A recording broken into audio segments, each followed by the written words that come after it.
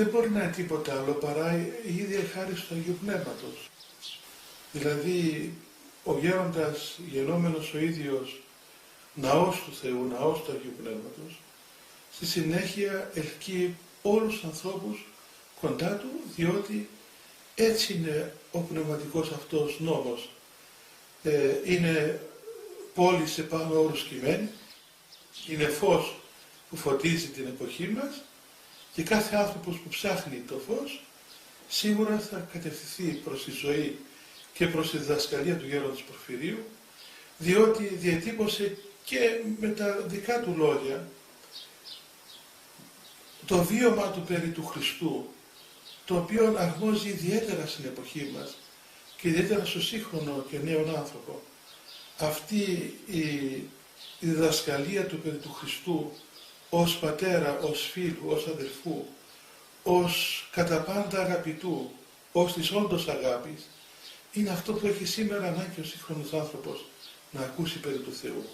Και αυτό ο γέροντας Πορφύριος το είπε και δόξα τω Θεώ, το ακούμε και στις κασέτες του, το ακούσαμε και με τα αυτιά μας, το διαβάζουμε και στα βιβλία που έχουν εκδοθεί, μας το λένε και το πλήθος των ανθρώπων που το γνώρισαν.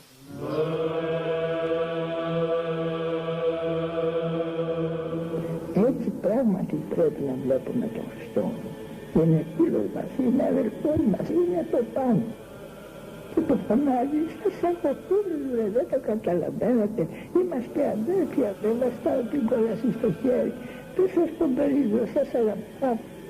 Έτσι είναι ο Χριστός. Δεν έχει κατήφια, ούτε μελαγχολία, ούτε εντοστρέφεια που ο άνθρωπος σκέφτεται και βασανίζεται από διαφόρους λογισμούς και διάφορες πιέσεις που κατά καιρούς στη ζωή του τον ετερνάτισαν. Ο Χριστός είναι νέα ζωή. Το κάνει τον άνθρωπο να χαίρεται, να πετάει, να βλέπει όλα, να βλέπει όλους, να πονάει για όλους, να θέλει όλους μαζί του, όλους κοντά στο Χριστό.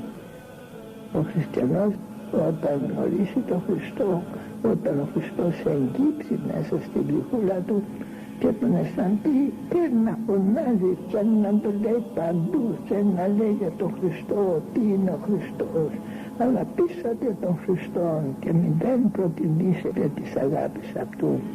Ο Χριστός είναι το παν, είναι η πηγή της ζωής, είναι το άκρο των εφετών, είναι το παν. Όλα στο Χριστό υπάρχουν τα ωραία και μακράν του Χριστού η θλίψη, η μελαγχολία, τα νεύρα, η στενοχώρια, οι αναμνήσεις της ζωής, των πιέσεων, των αχοντών έτσι ορών της ζωής μας. Ζωή χωρίς Χριστό δεν είναι ζωή. Πάει, τελείωσε.